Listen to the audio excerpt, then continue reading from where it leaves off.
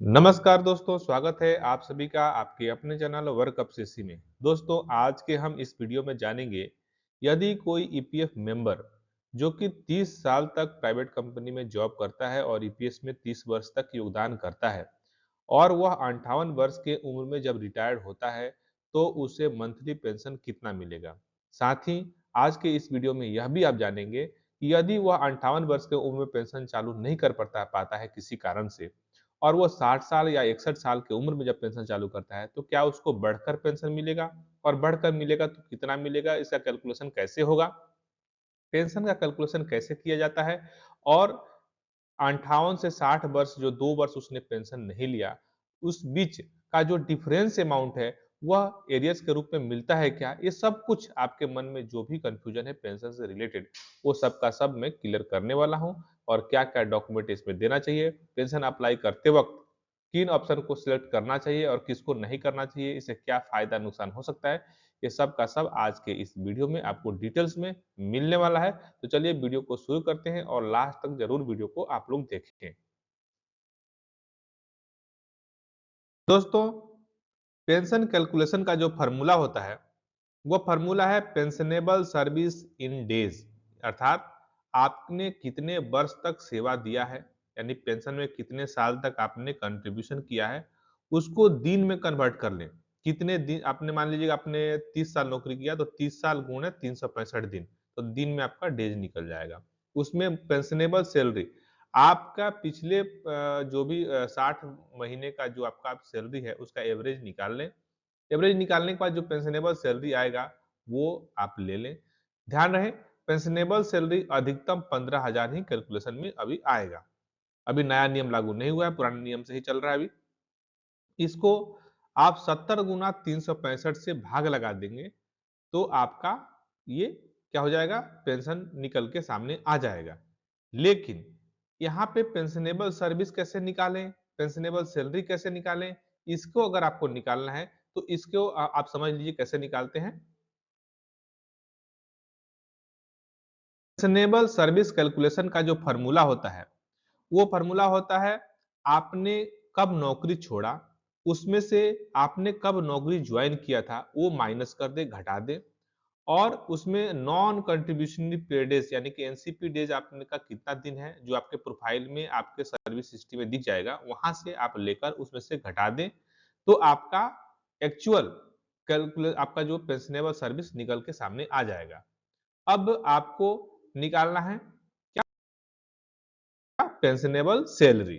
Pensionable salary निकालने के लिए जो फ़ॉर्मूला आता है, वो पेंशनेबल सैलरी होता है पिछले 60 महीने का जो पेंशन वेजेज है, उसमें 30 से गुना कर दें और उसको 1825 माइनस एनसीपी डे से भाग लगा दें। जैसे आपके पिछले 60 महीने का टोटल जोड़ लगा दिए, किसी महीने में 14.5, किसी महीने में 15, किसी महीने में 15, किसी महीने में 13।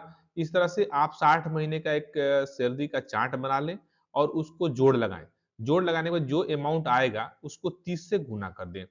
उसको गुना करने के बाद जो अमाउंट आएगा, उसको 1825 से भाग लगा दें। तो आपका क्या निकल के आ जाएगा? पेंशनेबल सैलरी निकल के आ जाएगा। अब आपने पेंशनेबल सर्विस और पेंशनेबल सैलरी निकाल लिया है। अब आपको करना क्या है? पेंशन के कैलकुलेशन का जो मैंने शुरू में ही फ़ॉर्मूला बताया था, उस फ़ॉर्मूला को लिखना है। यह फ़ॉर्मूला है पेंशनेबल सर्विस जो कि आपने निकाल लिया है दिन में और पेंशनेबल सैलरी जो आपने निकाल लिया है। इसको गुना कर देना है और इसको गुना करने के बाद 70 गुना 365 अलग कर लेना है और उससे इसको जो आपने पेंशनेबल सैलरी और पेंशनेबल सर्विस को गुना करके जो जो भी आपका वैल्यू आया था, उससे 70 गुना 365 में जो वैल्यू आएगा, उससे भाग लगा दें। तो आपका पेंशन का अमाउंट सामने आ जाएगा जो कि टेंटेटिव रहता है, एप्रोक्सीमेट रहता है। इससे थोड़ा घट या बढ़ सकता है। आइए हम अब नेक्स्ट जानते हैं कि पेंशन का कैलकुलेशन यदि आपका 58 वर्ष पूरा हो गया है, आप रिटायर हो चुके हैं और आपका 30 वर्ष आपने पेंशन में कंट्रीब्यूशन कर दिया है, तो हम इसको एक कैलकुलेशन से समझ लेते हैं। जैसे आपका 30 साल का नौकरी का मतलब हो गया 30 साल गुणा 365 करेंगे तो 10,950 दिन होता है। उसको मान लेते हैं कि आपका पेंशनेबल सैलरी जो पिछले 60 महीने का एवरेज आया था, वो 15,000 आया था एवरेज, ठीक है? तो 15,000 आया था। अब इसको जब आप मल्टीप्लाई करेंगे, गुना करेंगे, तो जो भी अमाउंट आएगा उसको 70 गुणा 365 से भाग लगाएँगे, तो 6429 रुपया आपका मंथली पेंशन बन रहा है। यानी कि 58 वर्ष की उम्र में उम्र पूरा होने पे तुरंत अगर आपने अप्लाई कर दिया, 58 में ही आपका अगर चालू हो गया पेंशन, तो आपको 6429 रुपया हर महीने पेंशन प्राप्त होगा। अब नेक्स्ट हम जानते हैं कि यदि आप पेंशन अप्लाई करते हैं फॉर्म 10 डी भर के और वहां पे डेफर्ड ऑप्शन सिलेक्ट करते हैं, वहां पे एक ऑप्शन आता है, जब भी आप फॉर्म 10 डी भरेंगे तो डेफर्ड ऑप्शन आता है। बहुत सारे लोग कमेंट में क्वेश्चन भी पूछते हैं कि सर डेफर्ड में यस सिलेक्ट करूं कि नो सिलेक्ट करूं। तो देखिए डेफर्ड होता क्या है। डेफर्ड का मतलब होता है कि आपका 58 वर्ष पूरा हो गया है और आप इसको 2 साल के बाद पेंशन चालू कराना चाहते हैं, 3 साल के बाद पेंशन चालू करवाते हैं, तो इसको स्थगित कर देते हैं। डेफर्ड मतलब स्थगित कर देते हैं, तो यहाँ पे यस ऑप्शन सिलेक्ट करते हैं। लेकिन जब आप यस सिलेक्ट कर देंगे तो वहां पे फिर आपसे 2 ऑप्शन पूछा जाएगा कि आप विथ कंट्रीब्यूशन या विदाउट कंट्रीब्यूशन। मतलब आप डेफर तो कर रहे हैं, लेकिन क्या पेंशन में 58 के बाद भी पेंशन जमा करना जारी रखना चाहते हैं या जारी रखना नहीं चाहते हैं। यदि यस सिलेक्ट करने के बाद आप डेफर्ड विथ कंट्रीब्यूशन करेंगे तो आपके पेंशन में भी 58 के बाद भी कंट्रीब्यूशन जारी रहेगा, लेकिन पेंशन आपका चालू नहीं होगा।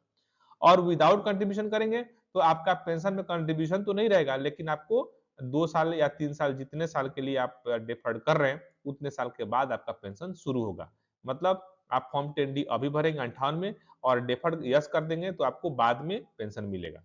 यदि डिफर्ड पेंशन नो सिलेक्ट करते हैं आप, यदि आप डिफर्ड नो करते हैं तो आपको तुरंत 58 के बाद ही आपको पेंशन चालू हो जाएगा। उदाहरण के लिए यदि आपने डिफर्ड पेंशन यस सिलेक्ट किया है और आपका आपने 30 वर्ष तक कंट्रीब्यूशन किया है, तो आपको पता ही है कि 30 वर्ष कंट्रीब्यूशन करने के बाद आपका जो अमाउंट आएगा वो 6429 रुपए आएगा 58 वर्ष की उम्र में यदि पेंशन चालू करते हैं तो।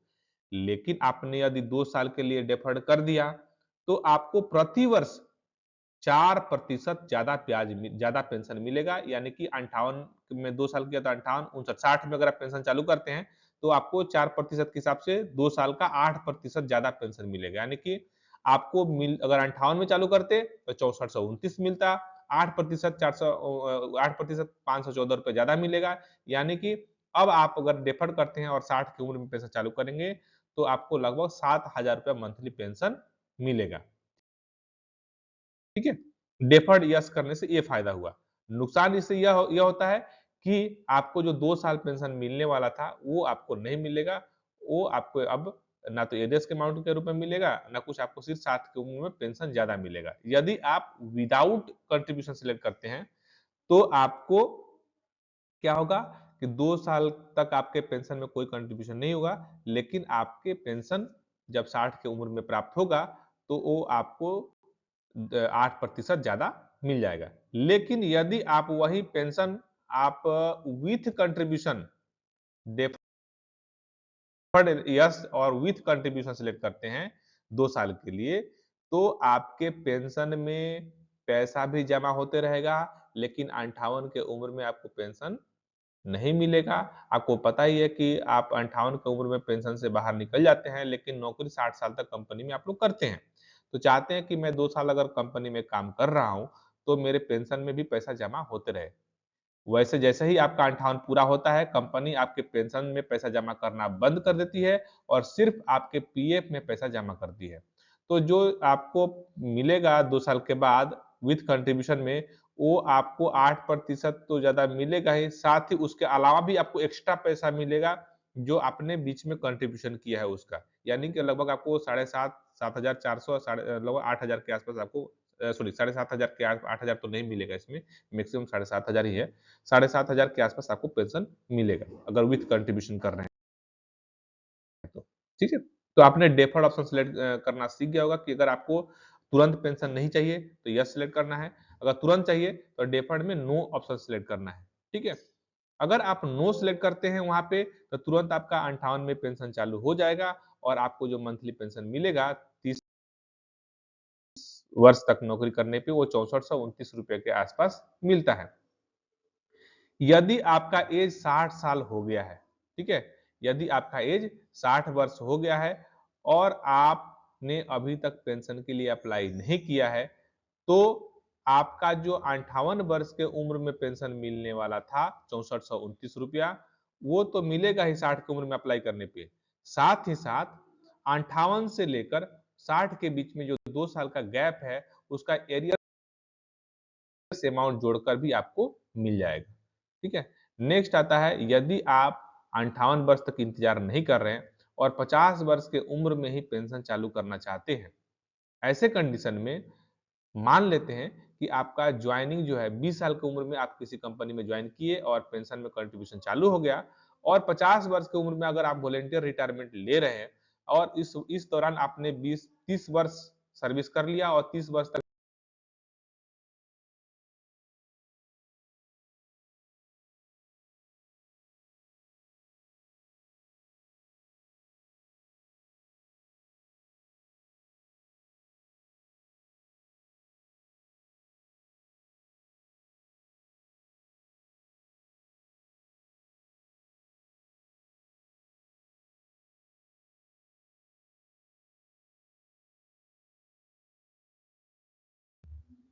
यदि आप 50 के उम्र तक यानी कि 30 वर्ष तक नौकरी कर लेते हैं, फिर भी आप पेंशन के लिए एलिजिबल हो जाते हैं। जरूरी नहीं कि आप 58 वर्ष तक ही काम करेंगे तभी आपको पेंशन मिलेगा। पेंशन के नियम के हिसाब से 10 वर्ष की सर्विस और 58 का उम्र होना चाहिए पेंशन के लिए, लेकिन आप चाहें तो ईयरलियर पेंशन आप शुरू कर सकते हैं, लेकिन इसमें आपको कम पेंशन मिलता है। जैसे यदि आपको 58 वर्ष के उम्र में पेंशन लेते तो आपको 6429 रुपए मिलता, तो यदि आप 50 की उम्र में चालू करेंगे तो प्रति वर्ष 4% के हिसाब से लगभग 32% आपको कम पेंशन मिलेगा, यानी कि लगभग 4,372 रुपया पर महीना आपको पेंशन मिलेगा यदि आप 50 वर्ष की उम्र में वॉलंटरी रिटायरमेंट ले लेते हैं और 30 वर्ष आपका सर्विस रहता है, तो आपको इतना मिलेगा। लेकिन यदि आपने 8 वर्ष कंटिन्यू पेंशन ले लिया 4,372 रुपया, तो आपको 8 वर्षों में तकरीबन 4,19,712 रुपये आपको पेंशन के रूप में अमाउंट मिल जाता है। तो दूसरी तरफ से आपको इस तरह से फायदा भी हो जाता है।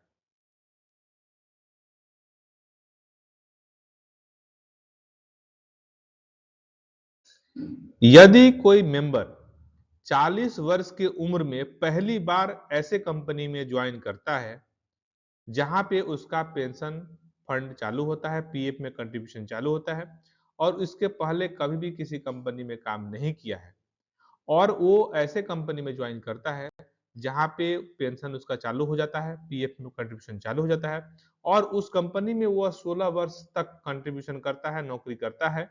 यदि वो 58 वर्ष की उम्र में रिटायर होता है और 58 की उम्र में अगर वो पेंशन चालू नहीं करता है और 60 की उम्र में जब पेंशन चालू करता है, तब उसे कितना पेंशन मिलेगा?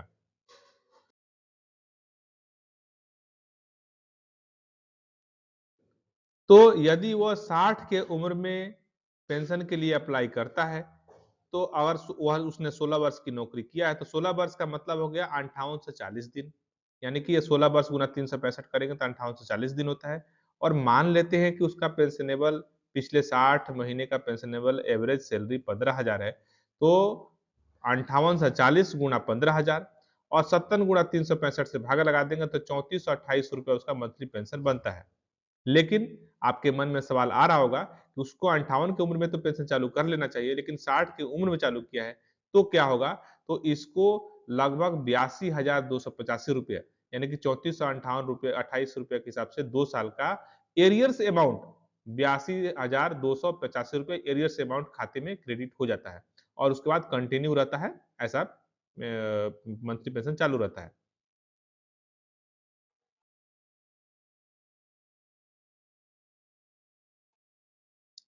लेकिन यदि आप पहली बार 60 के उम्र में पेंशन के लिए अप्लाई कर रहे हैं और पहली बार ऐसे कंपनी में ज्वाइन किए हैं कि जहां पे आपका पेंशन चालू हुआ है और उस वक्त आपका उम्र 40 वर्ष हो गया था, तो आपका जब भी आप फॉर्म 10D अप्लाई करेंगे पेंशन के लिए, तो आपका क्लेम रिजेक्ट हो जाएगा।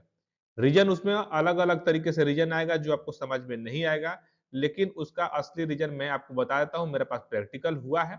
उसमें रीजन ये है कि आपको self declaration non employment certificate बनाकर देना होगा खुद से। तो self declaration non employment certificate आपको गूगल पे कहीं मिलेगा नहीं। मैं खुद बनाया था, पीडीएफ कॉपी मेरे पास है। मैं इस वीडियो के डिस्क्रिप्शन में उस पीडीएफ कॉपी को डाल देता हूँ, आप डाउनलोड कर लेंगे। कभी भी आप जब भी आप पेंशन के लिए अप्लाई करें तो self declaration non employment certificate जरूर अटैच करें, भेजें। अगर आप ये डॉक्यूमेंट नहीं भेजते हैं तो आपको पीएफ आपका क्लेम रिजेक्ट करता है बार बार।